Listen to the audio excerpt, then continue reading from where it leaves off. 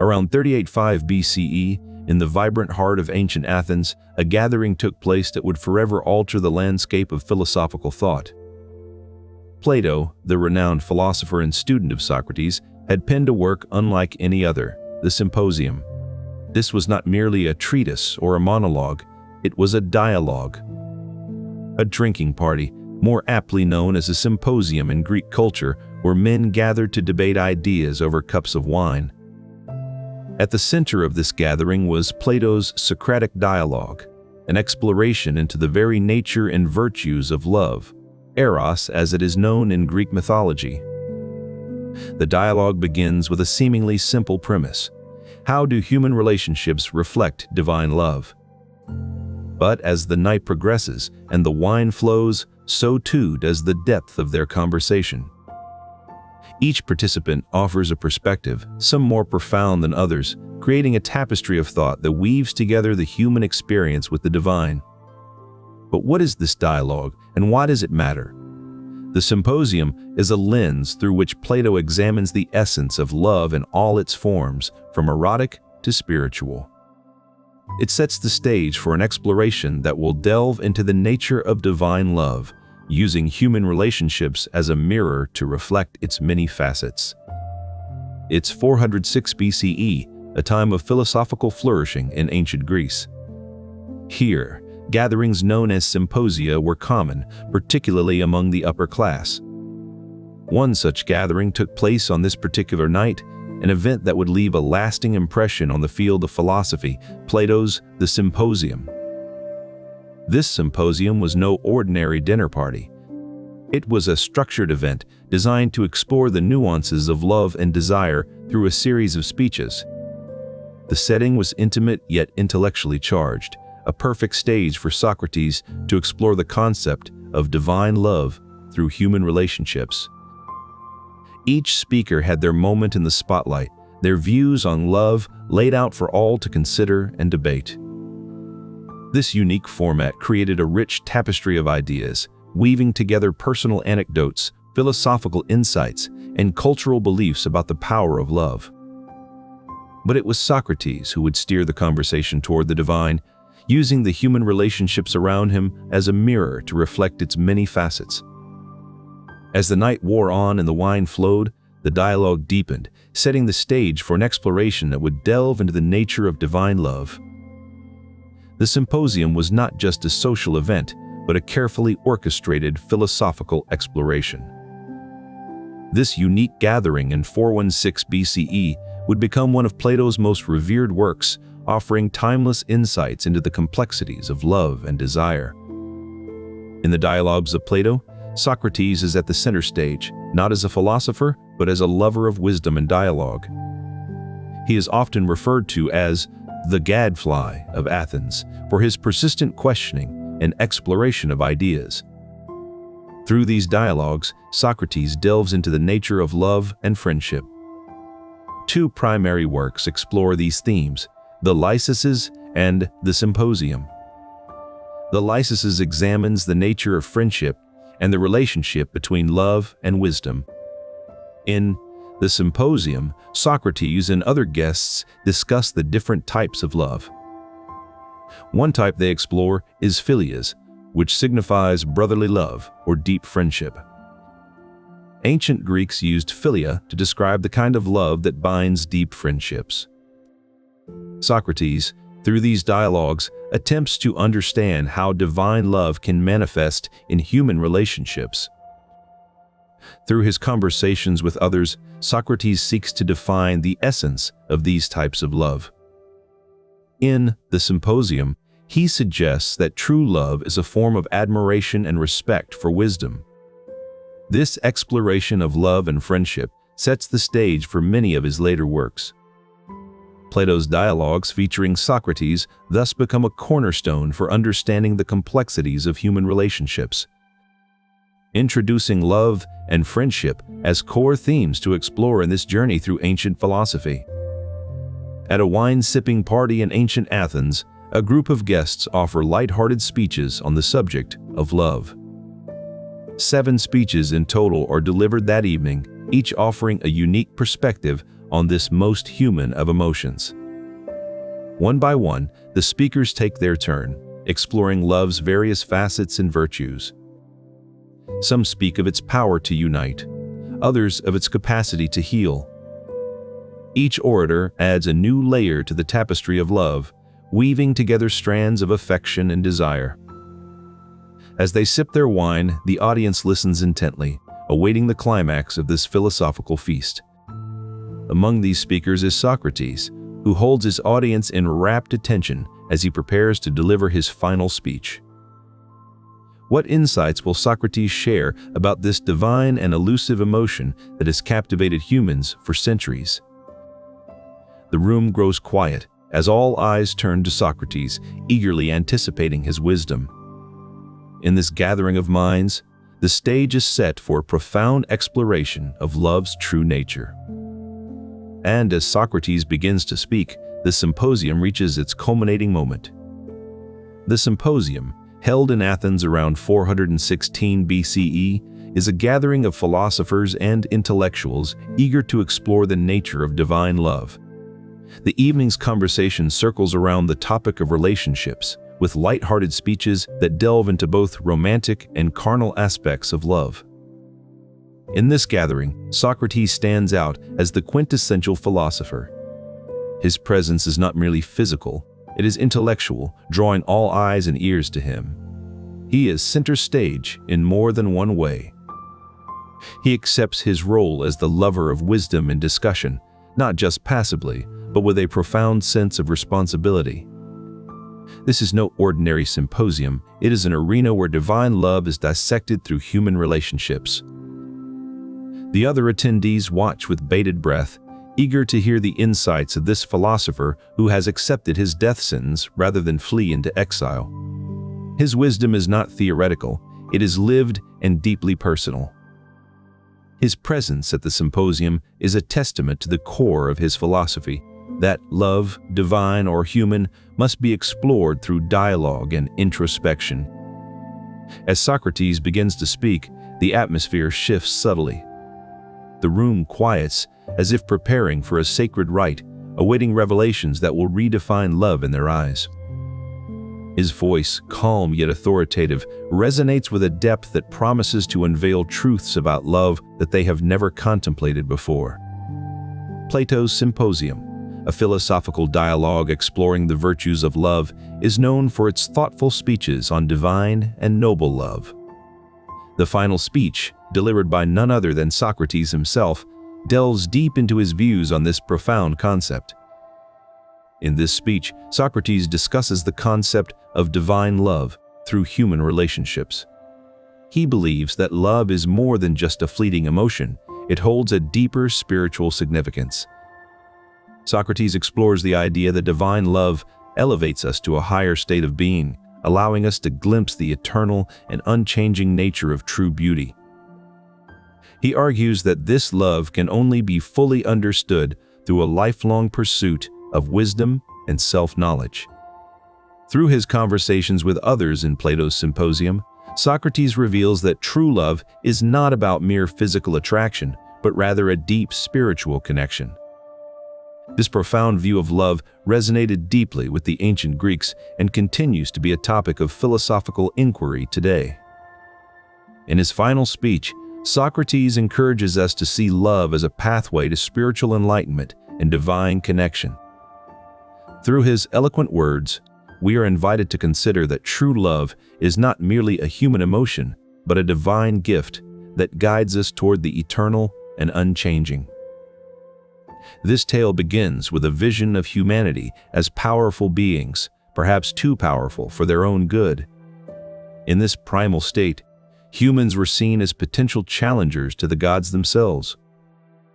Zeus, fearing that these complete beings could pose a threat, decided to divide them in two. This division was not merely physical but also spiritual, as it aimed to limit human power and keep humans from challenging divine authority. Since then, each human has been on a quest to find their other half, striving to reunite the parts that were once whole. This journey is seen as a divine pursuit of love and unity. The Greek word for this quest is agape, which refers to selfless, universal love. It represents the deepest and most profound form of connection between two beings. This type of love transcends individual desires and focuses on the well-being and unity of both partners. It is through agape that humans seek to regain their original completeness, guided by divine wisdom. In the Symposium, Socrates explores the idea that true love is a gift from the gods, guiding us towards something eternal and unchanging. This divine love serves as a pathway to understanding our own essence and our connection to the universe. Love is much more than a mere literary device. It is a guiding force that can shape the destinies of both individuals and entire nations. Socrates argues that love has the power to elevate human beings beyond their ordinary lives and connect them with something eternal and unchanging.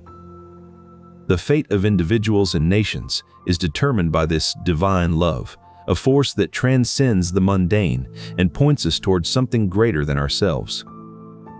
The Symposium's prologue reveals that this pursuit of wholeness is not just an individual journey, but one that shapes the course of nations and their collective destinies. This profound influence highlights the idea that love can be a unifying force capable of shaping not just individual lives, but entire societies and their histories.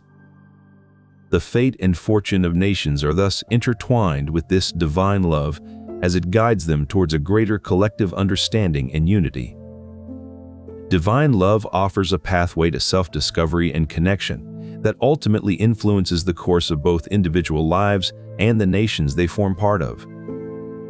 Literature has long been a treasure trove of enduring love stories that transcend time. Ancient Greek literature, in particular, offers tales that continue to resonate with us today. One such enduring story is that of Orpheus and Eurydice. Their love has become a symbol of the power and devotion that binds two souls together. According to Greek mythology, Orpheus was a renowned musician whose music could charm all living things, even the stones of the earth. Eurydice, his beloved wife, met an untimely end after being bitten by a serpent while fleeing from Aristeus, the son of Apollo. Heartbroken, Orpheus journeyed to the underworld to plead with Hades, the god of the dead, and his wife Persephone, to allow Eurydice to return to the world of the living. Orpheus's passionate plea moved Hades and Persephone, who agreed that Eurydice could be restored to life on one condition: Orpheus must not look back at her until they had both reached the upper world. Despite his immense love for Eurydice, Orpheus's curiosity overwhelmed him, and he looked back just before they reached the upper world, causing her to vanish forever. This tragic tale underscores both the power of love and the human frailty that can undermine even the strongest of bonds. Another notable love story from ancient Greek literature is the bond between Achilles and Patroclus, which is depicted in Homer's Iliad. Achilles, a great warrior of the Trojan War, formed an unbreakable bond with his friend and companion, Patroclus. When Patroclus was killed by Hector during the war, Achilles' grief was profound and his desire for revenge was unquenchable. Achilles' love for Patroclus drove him to acts of extreme bravery, leading to his own tragic demise at the hands of Paris and Apollo. The story of Iphigenia's willing self-sacrifice for her family is another poignant example from ancient Greek literature. As the daughter of Agamemnon, Iphigenia was sacrificed to appease the gods and ensure favorable winds for the Greeks in their journey to Troy. Her selfless act, driven by love for her family and devotion to her people, is a powerful illustration of the depths of filial love. These enduring tales from ancient Greek literature offer timeless insights into the human heart and the transcendent power of love. They remind us that love in all its forms, romantic, familial, or divine, has the power to shape our lives and influence the course of history. Philosophy, originating from the ancient Greek word philosophia, translates to love of wisdom. Socrates, one of its most renowned figures, has inspired a remarkable variety of responses due to his unique thought and way of life. His ideas continue to resonate deeply in modern thought.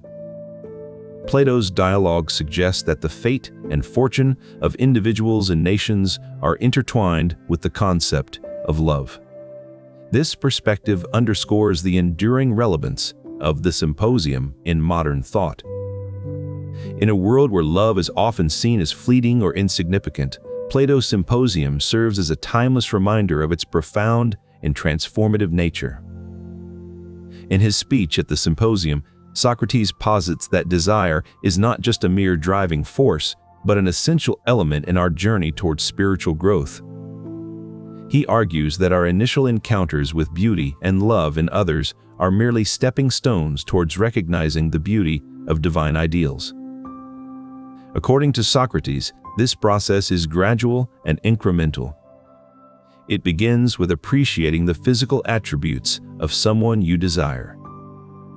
This initial attraction then leads to admiring their virtues and character, moving beyond the superficial. From there, Socrates suggests that one starts to contemplate the nature of love itself, its essence, and its power. As this contemplation deepens, one begins to perceive the beauty and divinity within others, transcending mere physical or personal traits. Ultimately, Socrates posits that this journey culminates in the realization of the divine itself, the ultimate form of love and beauty. In essence, desire is a pathway that guides us from the mundane to the sublime. Socrates' views on desire in the Symposium show that he sees it not merely as an emotion, but as a means to connect with the divine. This perspective offers a profound and transformative vision of loved one that elevates it beyond mere mortal attachments. Socrates, the central figure, delivers one of the most memorable speeches, using love as a metaphor for spiritual and moral elevation. Plato's ladder of virtue, outlined in this dialogue, suggests that love can guide individuals towards higher forms of knowledge and enlightenment. Through Socratic dialogue, Plato posits that one can ascend from mere physical attraction to divine contemplation of eternal forms and truths. This ascent is illustrated through the relationships discussed at the Symposium, from the mundane to the profound. Socrates' dialogue encourages individuals to transcend their base desires and strive for a deeper connection with something greater than themselves, a love that is eternal and divine. Divine love, in this context, serves as a catalyst for self-improvement and spiritual growth. It propels individuals up the ladder of virtue, guiding them towards true wisdom and understanding. By embracing love in its divine form, Socrates believed one could reach a state of enlightenment that transcends earthly attachments. Socrates believed that beauty, in its truest form, reflects the divine. He perceived beauty not merely as a physical attribute, but as an essence that hints at something greater, the divine. For Socrates, beauty acts as a bridge, connecting humans to the divine realm. In the Symposium, Socrates' speech delves into how this connection influences human relationships. He posits that when we encounter true beauty, we are awakened to a higher reality, a glimpse into the eternal. Socrates argues that this encounter with beauty can guide us towards experiencing and understanding divine love. Through this lens, Socrates sees beauty not as a fleeting or superficial trait, but as a profound and transformative force. In the Symposium, Socrates' speech culminates in the idea that divine love is not something we possess, but something we strive towards through our experiences and interactions with beauty. This transformative journey through beauty is what Socrates believes leads us closer to the divine, closer to experiencing and understanding the true essence of love. By seeing beauty in its highest form, Socrates suggests we can align ourselves with the eternal and transcendental, a state of enlightenment that elevates us beyond earthly attachments. Eros is not merely an earthly attachment, but a means to align ourselves with the transcendental, as Socrates suggests. Through his dialogues, He seeks to understand beauty in its highest form. This pursuit of divine love drives the Socratic method of questioning. By constantly seeking deeper truths, Socrates believes we can achieve a state of enlightenment that transcends ordinary human experiences. In the Symposium, Socrates reveals how Eros can lead us to a profound understanding of the world and our place within it. This journey is not just about love between individuals, but a quest for divine wisdom. Through these dialogues, Socrates demonstrates that Eros is not just about desire or passion, but a philosophical tool for seeking truth and knowledge. In this light, Eros becomes central to Socrates' philosophy, guiding his search for wisdom and understanding of the universe. Socrates' pursuit of divine love through Eros underscores the pivotal role it plays in his philosophical quest for enlightenment. Understanding this concept not only illuminates Socrates' philosophy, but also highlights the profound interconnection between love and wisdom. Socrates, in his quest to understand the nature of divine love, often employed myths as a means of illumination. His speeches and dialogues are replete with such narratives that serve to elucidate complex philosophical concepts through accessible stories. This completeness made them powerful, so much so that Zeus, the ruler of the gods, feared their collective might would challenge his own authority. To thwart this potential threat, he split these androgynous beings in two, thus creating the distinct male and female forms we recognize today. Socrates posited that since this division, each human has been in a perpetual search for their other half, the original counterpart that would make them whole again. This myth encapsulates Socrates' view on completeness and unity in love, reflecting his belief that love is the force driving us to seek our missing halves. The myth of the androgynous lovers, as it has come to be known, underscores Socrates' assertion that love is not merely a fleeting emotion, but an eternal quest for wholeness. It aligns with his broader philosophy of love being intertwined with the pursuit of wisdom and self-understanding. For Socrates, love was not just an abstract concept, but a tangible experience that could be understood through the lens of human relationships. The myth allows us to grasp this profound idea by illustrating how our desire for connection and unity is deeply rooted in our very nature. By using the androgynous lovers myth, Socrates masterfully bridges the gap between abstract philosophical ideas and relatable human experiences. It demonstrates the depth of his exploration into divine love through creative storytelling that makes complex concepts accessible to all. In the end, this myth serves as a poignant reminder that love is not something we merely stumble upon, but rather, it is the essence of our being and our ultimate quest for unity. Socrates' use of such narratives showcases his unique ability to make philosophy resonate with everyday human experiences. In ancient Greece, a specific form of relationship known as Pederasty played a significant role in society. This was a socially accepted practice where an older man, often a mentor or educator, would form a close bond with a younger male. The relationship was not merely romantic or sexual, it also encompassed mentorship and the transmission of knowledge. This practice profoundly influenced ancient Greek philosophy and thought, including Socrates' views on love and human relationships. He saw in these bonds a means to understand and elevate the human experience through spiritual connection. Modern scholarship views this practice with critical perspectives, recognizing its complexities and potential exploitations. This nuanced view helps contextualize Socrates' exploration of divine love within the cultural norms and ethical standards of his time. By grasping this historical context, we can better appreciate the depth and significance of Socrates' philosophical inquiries into love. In ancient Greek culture, Philias held a significant place, translating to brotherly loves or friendship. It represented the deep bond shared between companions and comrades, forming the bedrock of social life. This concept was not merely an emotional tie, but a cornerstone of society, embodying trust, loyalty, and mutual support. Socrates, in his philosophical explorations, did not shy away from this fundamental aspect of human relationships. He saw Philia as a foundation upon which higher forms of love could be built. For Socrates, Philia was not the endpoint, but a stepping stone. He believed that true love transcended mere friendship, reaching towards something divine and eternal. This idea is beautifully encapsulated in his work, the Symposium, where he delves into the nature of Eros, or passionate love.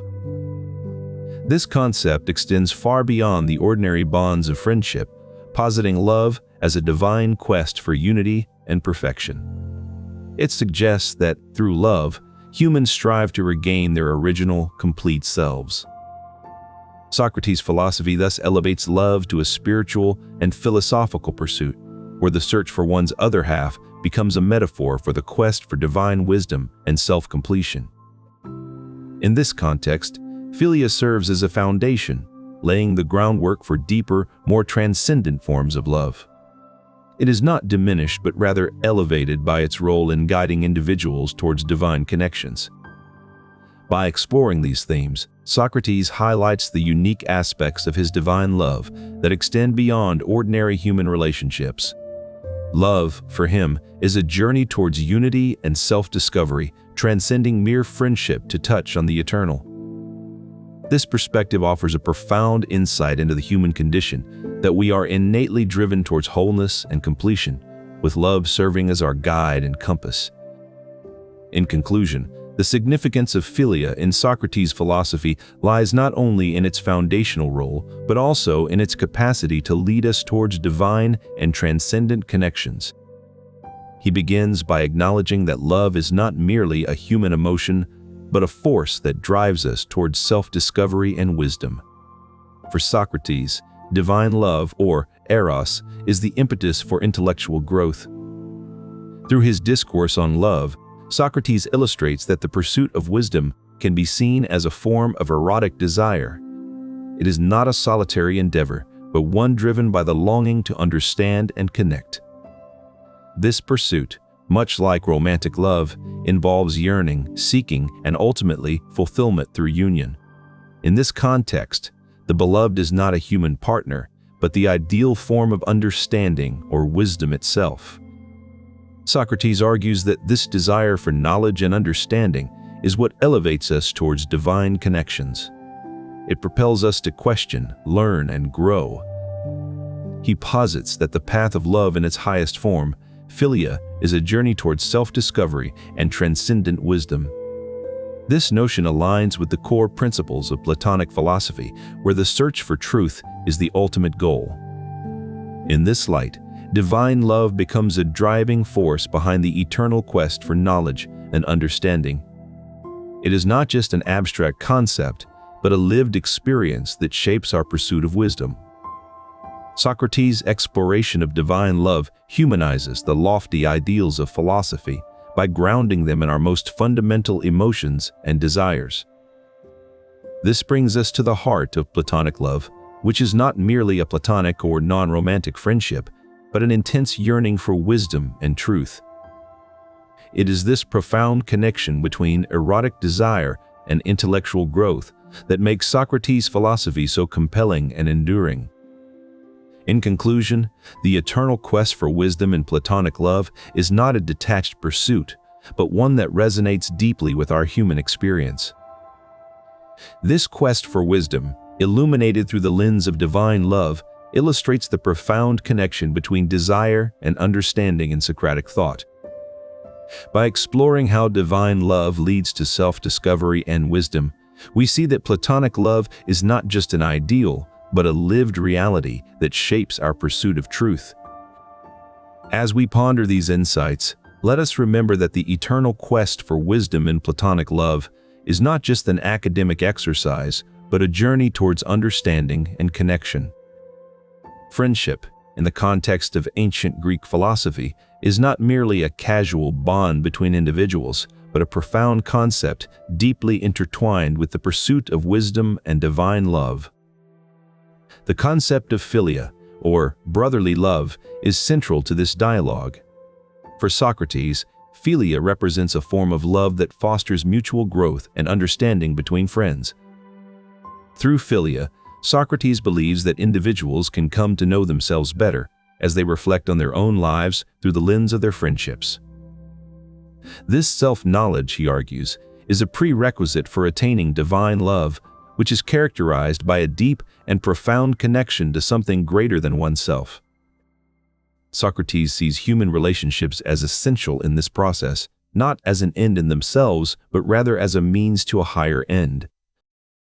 In the Symposium, Socrates further elaborates on this idea through his speech, emphasizing that true friendship can lead individuals towards the ultimate form of love. Thus, for Socrates, friendship is not merely a social bond, but a philosophical pathway towards self-understanding and divine connection. For Socrates, the journey to divine love was inextricably linked with another ancient wisdom, know thyself.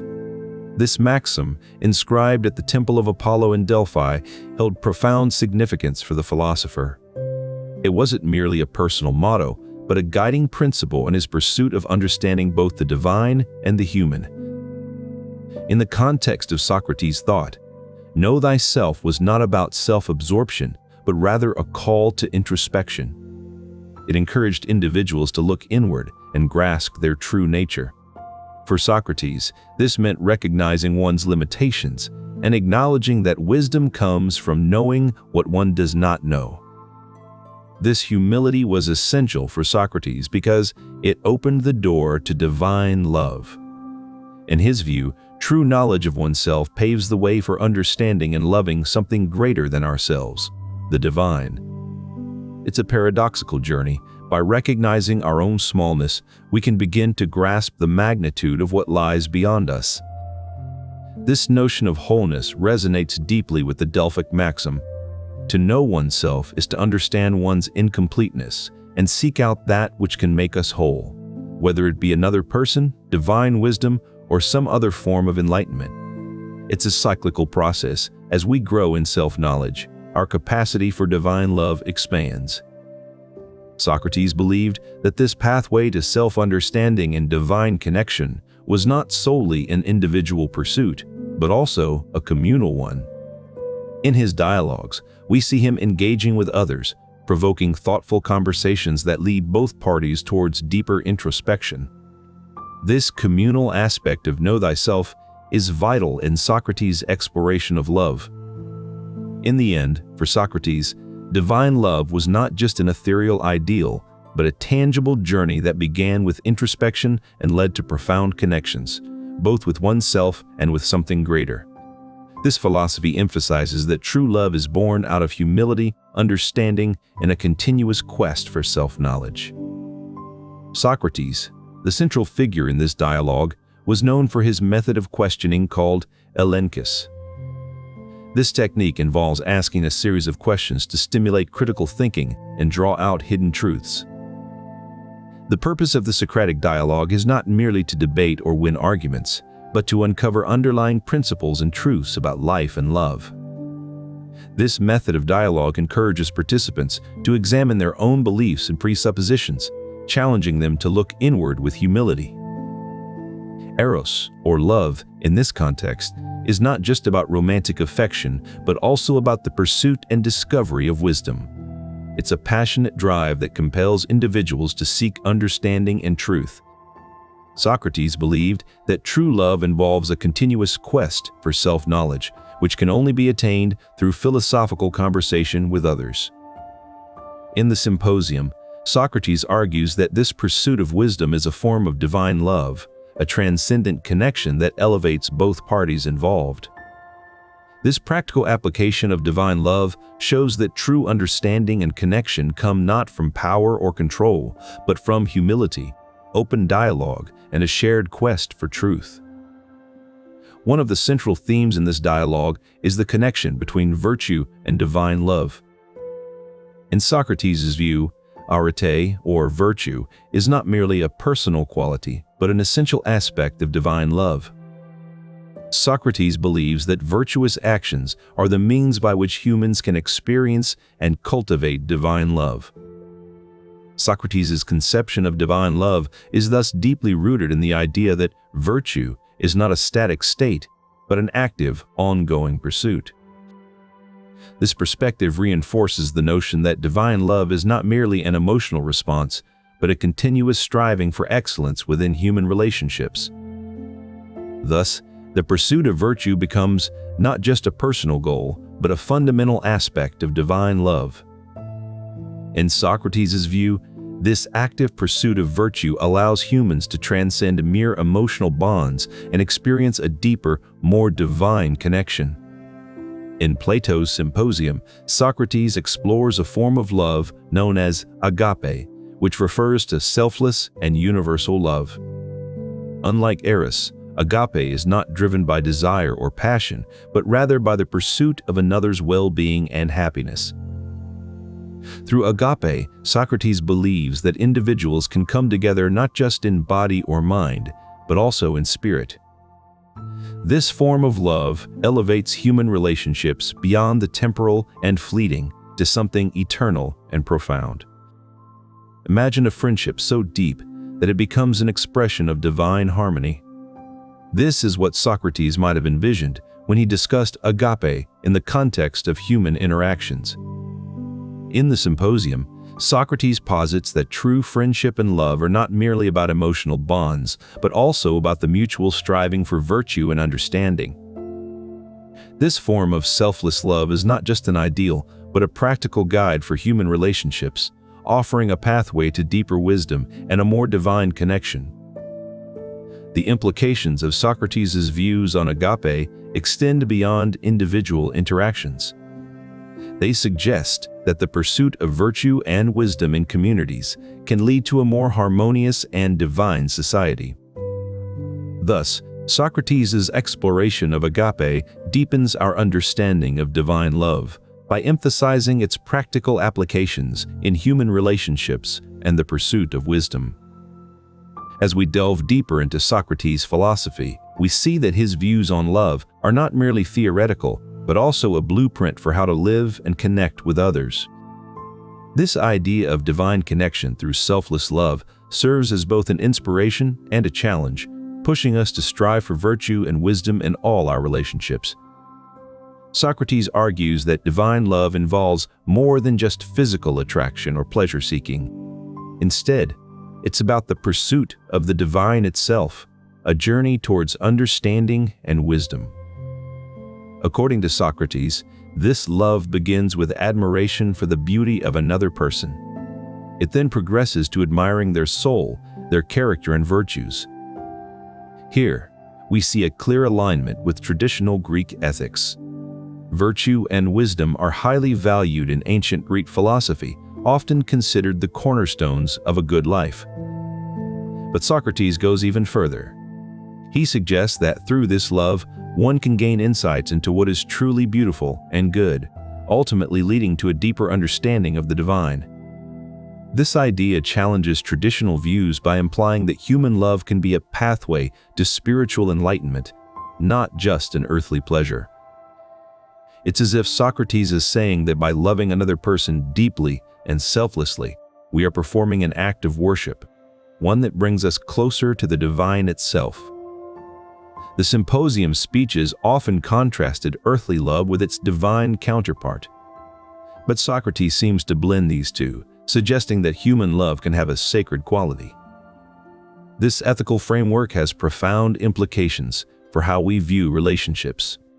It suggests that our most meaningful connections are not merely emotional or physical, but also spiritual in nature. By pursuing love in this divine way, Socrates argues that we can cultivate virtues such as patience, kindness, and self-control. These are not just personal qualities, but spiritual disciplines. Moreover, Socrates' perspective offers a vision of love that is transformative. Through our relationships, we can strive for perfection and wisdom, aims that are deeply rooted in ancient Greek ethics.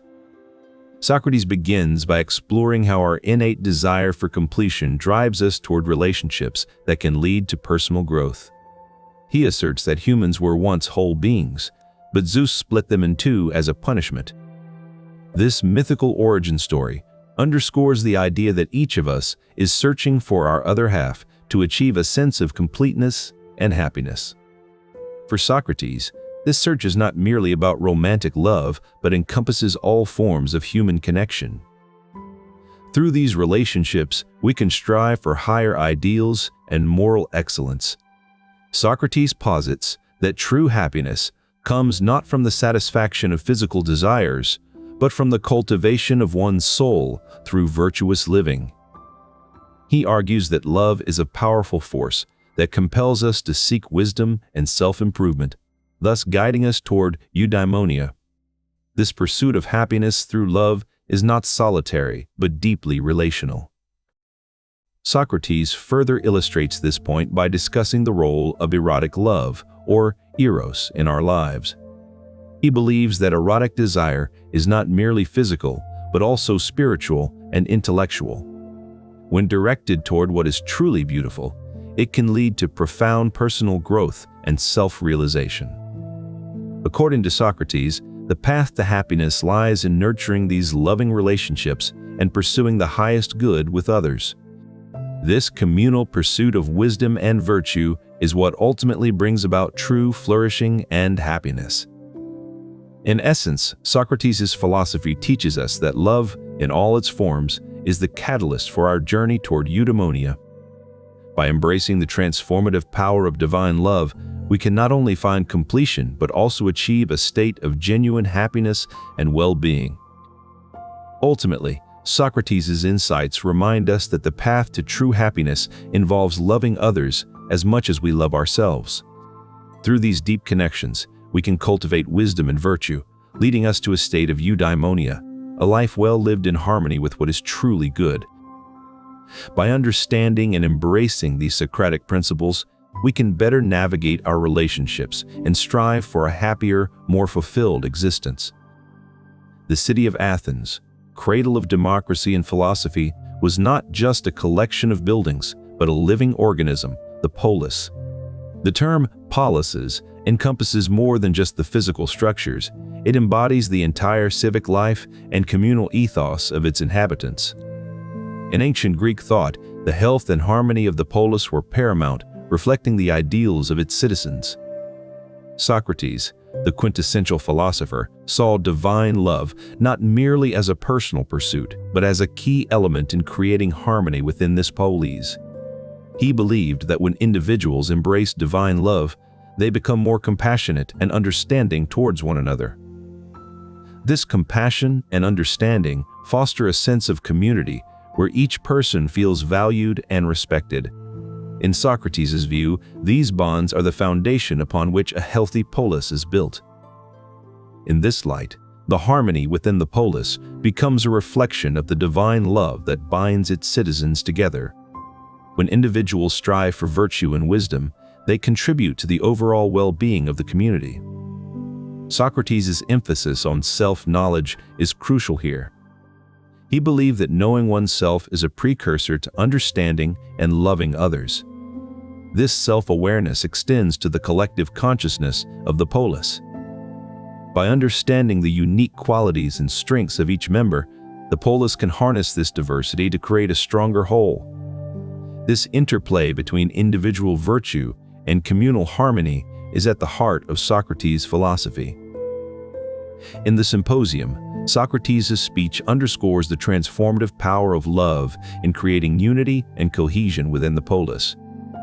When citizens are guided by divine love, they become not just individual pursuers of wisdom, but active participants in the collective growth of their city-state.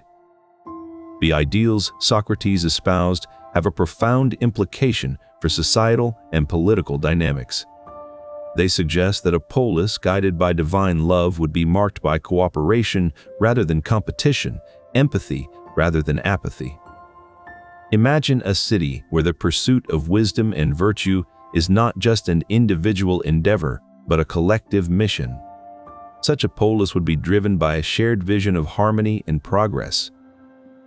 In this vision, the health of the polis depends not on the power struggles of its leaders, but on the moral integrity and wisdom of all its citizens.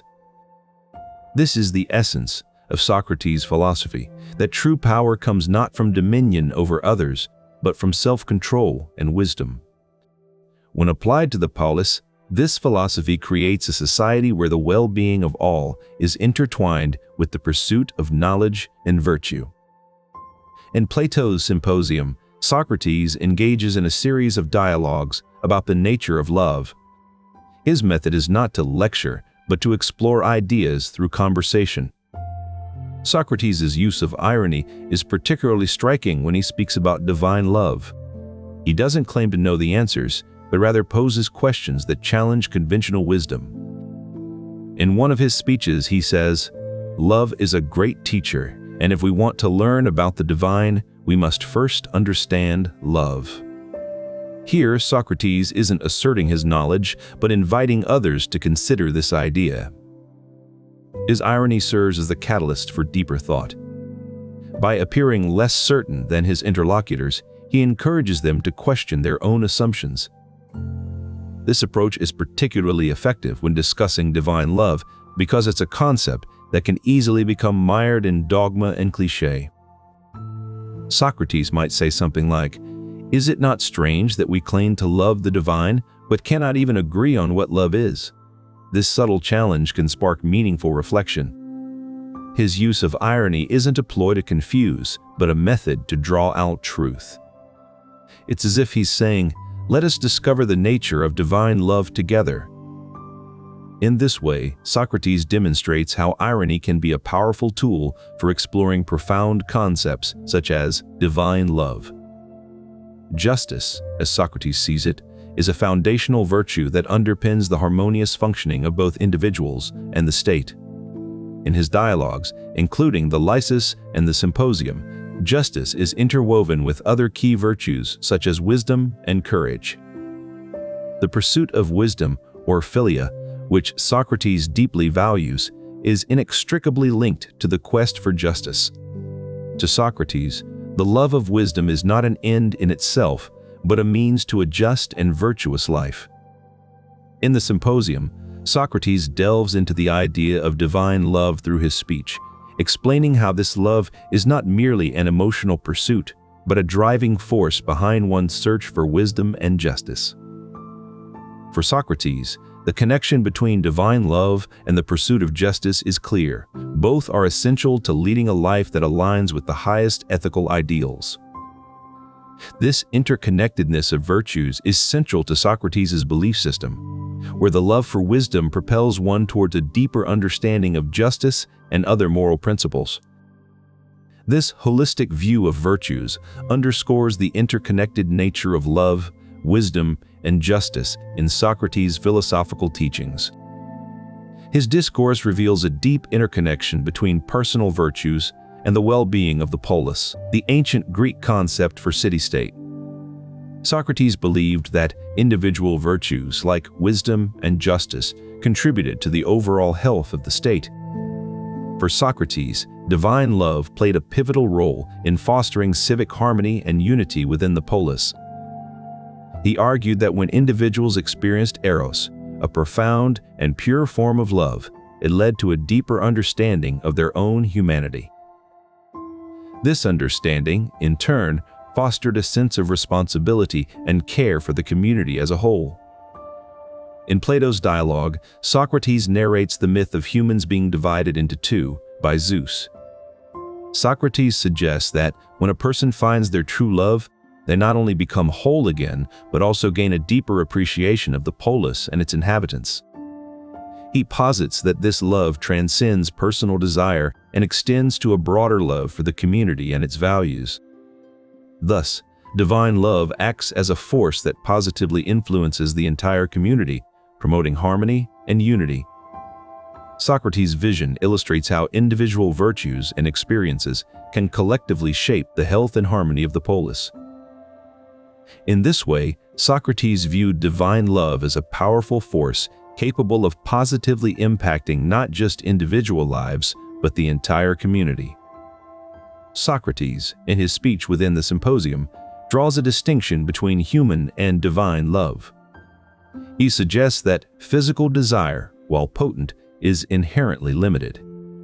In Platonic thought, the limits of physical desire are starkly drawn.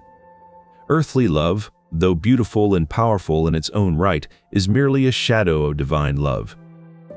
Socrates posits that human relationships are valuable not solely for their immediate gratification, but because they point towards a higher form of love, one that transcends the physical realm. This Socratic distinction reveals how human love is intrinsically linked to our longing for completeness and unity with something greater than ourselves.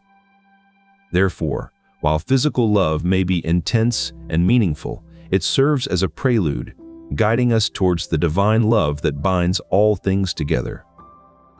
In this way, Socrates envisions divine love as an encompassing force that not only enhances individual lives, but also guides us towards a higher spiritual unity. Eudaimonia, a term often translated as happiness or well-being, lies at the heart of ancient Greek philosophy. It represents a state of flourishing and excellence that encompasses not just personal contentment, but also ethical virtue and social harmony. Plato and Aristotle, two of the most influential philosophers of ancient Greece, engaged in a dialogue that continues to shape our understanding of these ideas. Aristotle's views on happiness and well-being, or eudaimonia, significantly influenced Plato's philosophical inquiries. Conversely, Plato's exploration of divine love through human interactions has had a profound impact on Aristotle's thoughts about the pursuit of happiness. He argues that divine love is not merely a romantic ideal, but also a pathway to spiritual enlightenment and unity.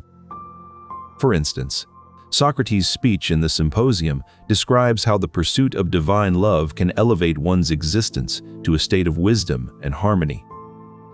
This pursuit aligns with Aristotle's notion of eudaimonia, which emphasizes the importance of living a virtuous and fulfilling life. In the Symposium, Socrates' conversation with Diotima, a wise woman from Mantinea, delves into the idea that loving another person leads to spiritual growth. This connection between divine love and spiritual growth is a core theme that runs throughout the Symposium. It shows how the pursuit of love can lead to personal fulfillment and ethical virtue, which are key components of eudaimonia. By exploring these themes, Socrates demonstrates the practical application of his ideas about divine love in the context of human flourishing. Ultimately, he shows that the pursuit of divine love is not just a romantic endeavor, but also a pathway to personal growth and happiness.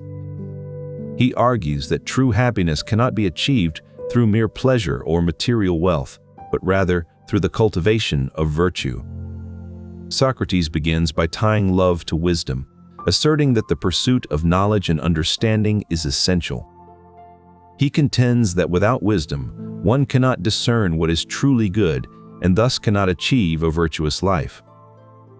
Next, Socrates connects love to courage, emphasizing the importance of bravery in facing life's challenges. He argues that a courageous heart is necessary to persevere through difficulties on the path to virtue. Socrates also highlights the role of temperance in divine love, suggesting that self-control is crucial for balancing desires and actions. He posits that a temperate soul can better navigate the complexities of human relationships and strive for virtue. Socrates' exploration reveals that divine love, when harnessed with these virtues, can lead to a life of true happiness and meaning. This intertwining of love with virtue is what makes Socrates' teachings on the good life so profound and enduring. By understanding this connection, we can appreciate how love, when guided by wisdom, courage, and temperance, shapes a life well lived. In the end, Socrates' insights into divine love not only elevate our understanding of relationships, but also underscore the moral foundation needed for a meaningful life. This connection between love and virtue reinforces the idea that a good life is not merely about pleasure or luck, but rather about cultivating these essential qualities. Throughout the dialogue, Socrates argues that erotic desire is not merely a physical attraction, but rather an opportunity for spiritual ascension. He posits that when one falls in love with another's beauty and virtues, it ignites a longing to possess those qualities within oneself. This internalization of admired traits propels the lover towards self-improvement and a deeper understanding of themselves. In essence, Socrates suggests that the intense emotional and physical experience of love can be a catalyst for spiritual enlightenment.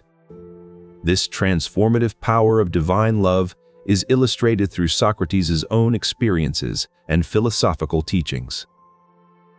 As the dialogue unfolds, Socrates argues that this form of love is a gift from the gods, designed to elevate mortals towards divinity. He explains that true lovers are driven by an innate desire to comprehend the ultimate nature of beauty and goodness. This pursuit of divine love leads individuals to strive for wisdom and virtue, ultimately guiding them towards self-realization. Thus, the idea of desire becomes a powerful tool in Socrates' philosophy, highlighting how it can drive individuals towards personal growth and enlightenment, illustrating the transformative power of divine love as a driving force for personal development and enlightenment. According to Platonic thought, transcendence refers to the idea that the physical world is merely a reflection of perfect, unchanging forms or ideas. Socrates believes that love, or Eros, drives humans to seek out these divine forms, particularly the form of beauty. This pursuit is not just about physical attraction, but a deeper yearning for connection with something eternal and perfect. This myth illustrates Socrates' view that divine love is a means to reunite with our lost other half, thereby becoming whole again.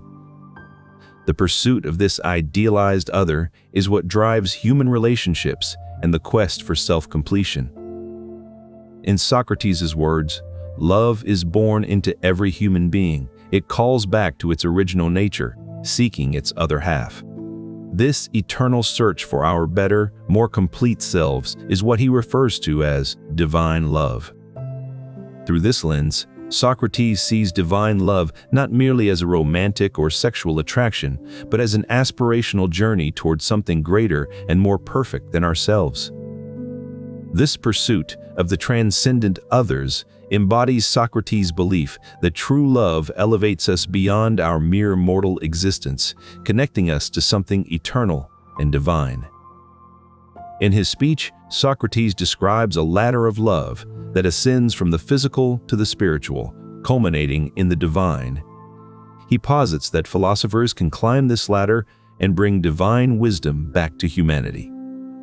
He argues that philosophers, through their quest for understanding and truth, can connect with the eternal and divine, much like the ancient Greek concept of Eros. According to Socrates, philosophers are instrumental in spreading this divine love among people. By sharing their wisdom and insights, they help others ascend the ladder of love. Socrates suggests that true love involves finding one's lost half, thereby completing one's spiritual journey. Philosophers, with their divine wisdom, can guide others towards this completion. By embodying the pursuit of wisdom and connecting with the divine, philosophers become essential links between humanity and eternal truths.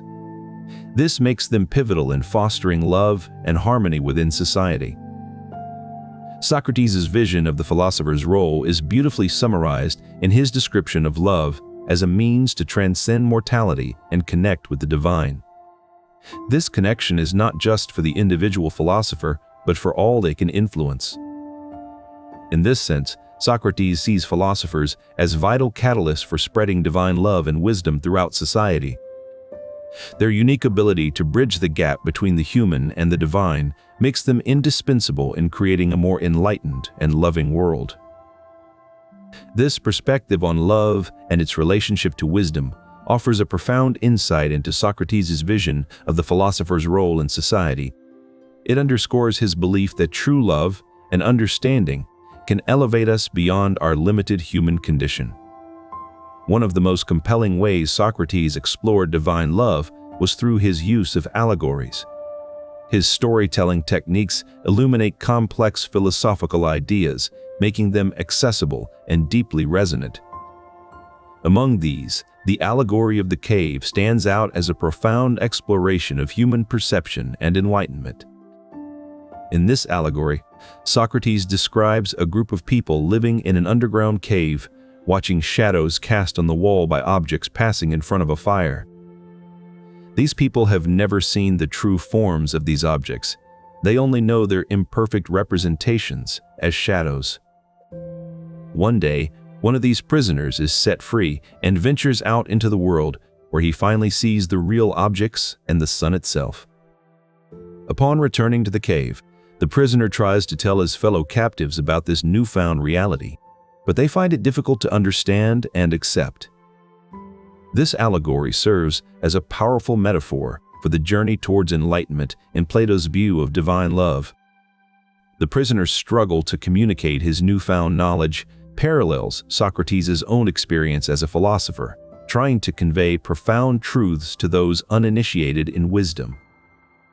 As the evening progressed, Socrates stood to deliver his speech, which would become one of the most renowned discussions on love in all of philosophy. According to this theory, physical objects and experiences are mere reflections or shadows of these perfect forms. Socrates applied this concept to love, suggesting that the true essence of love exists as an ideal form separate from its physical manifestations in human relationships. He believed that when we experience love, we are actually encountering a reflection of this divine form of love. By understanding this connection, Socrates argued that human relationships can serve as pathways to grasp the deeper, more profound nature of divine love. This philosophical exploration not only enriches our understanding of human connections, but also lifts them to a higher plane, imbuing them with a deeper meaning and purpose. Thus, Socrates' use of the theory of forms provides a framework through which human love can be elevated to a divine level, creating a more profound and meaningful exploration of this universal experience.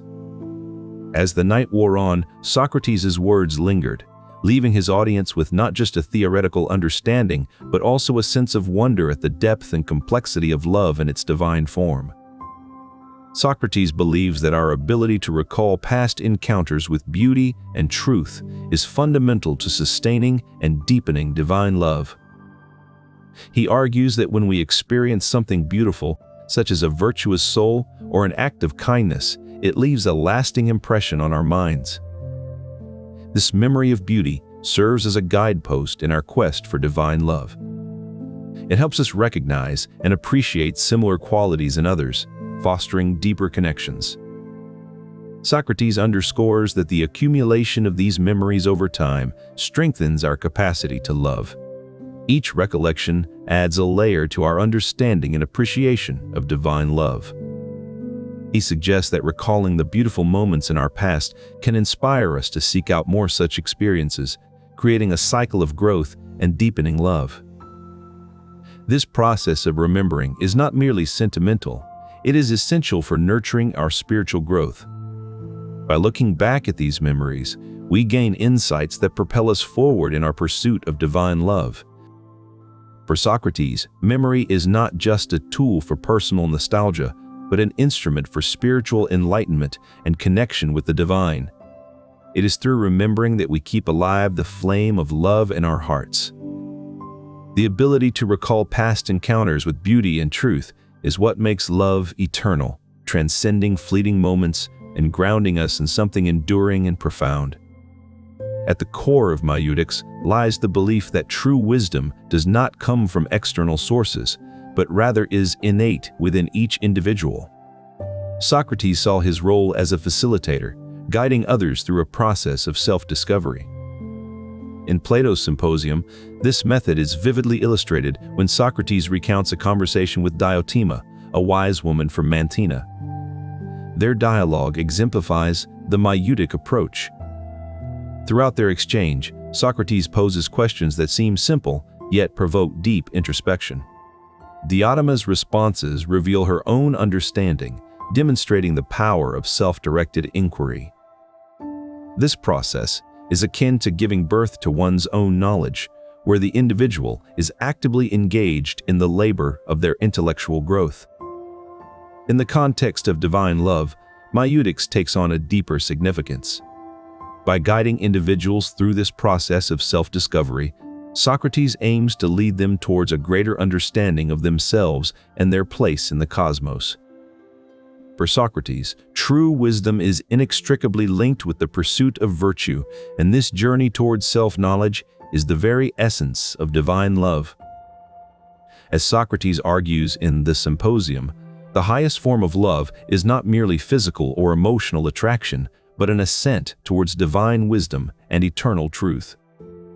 Through Maieutics, Socrates guides individuals not just to understand the nature of their own desires, but to see beyond them towards a deeper spiritual connection. This method underscores that divine love is not something granted from without, but rather nurtured from within through the arduous yet transformative process of self-discovery. The journey towards this enlightenment is not smooth or easy. It involves grappling with one's own assumptions and prejudices, a laborious yet rewarding endeavor. By embracing this Maietic process, individuals are guided to recognize the divine in themselves and others, fostering a love that transcends mere human attachment. Socrates' Maietic method is thus not only a philosophical technique, but a pathway to profound personal and spiritual transformation. As we continue to explore the depths of Socrates' philosophical insights, it becomes clear that his method of Maieutics is not merely a tool for intellectual inquiry, but a means of fostering divine love through the arduous yet rewarding journey of self-discovery. The Allegory underscores that the path to enlightenment is not easy. Just as the prisoners initially resist leaving the comfort of shadows, embracing divine love requires a willingness to confront uncomfortable truths. For Socrates, this journey involves Maieutics, a method of questioning that aids in the birth of knowledge within oneself. Through these dialogues, one is compelled to challenge preconceived notions and strive for deeper understanding. Moreover, the allegory implies that this enlightenment is incomplete without the ability to share it with others. After reaching the sunlight, the prisoners must return to the cave and attempt to convey their newfound understanding to those still chained. This act of sharing one's knowledge mirrors Socrates' belief that love compels us not only to seek truth, but also to impart it to others. By connecting divine love to the pursuit of true knowledge, this chapter underscores Socrates' belief that love is a driving force for intellectual and spiritual growth. Through the arduous yet rewarding journey of self-discovery, one can attain both enlightenment and the profound connection to others that divine love entails. Centuries before Socrates, the ancient Greeks wove intricate myths around their deities, each with its own role and significance. Chief among these was Eros, the god of love and desire. In Hesiod's Theogony, a foundational work of Greek mythology written around 700 BCE, Eros is depicted as one of the primordial deities born from chaos.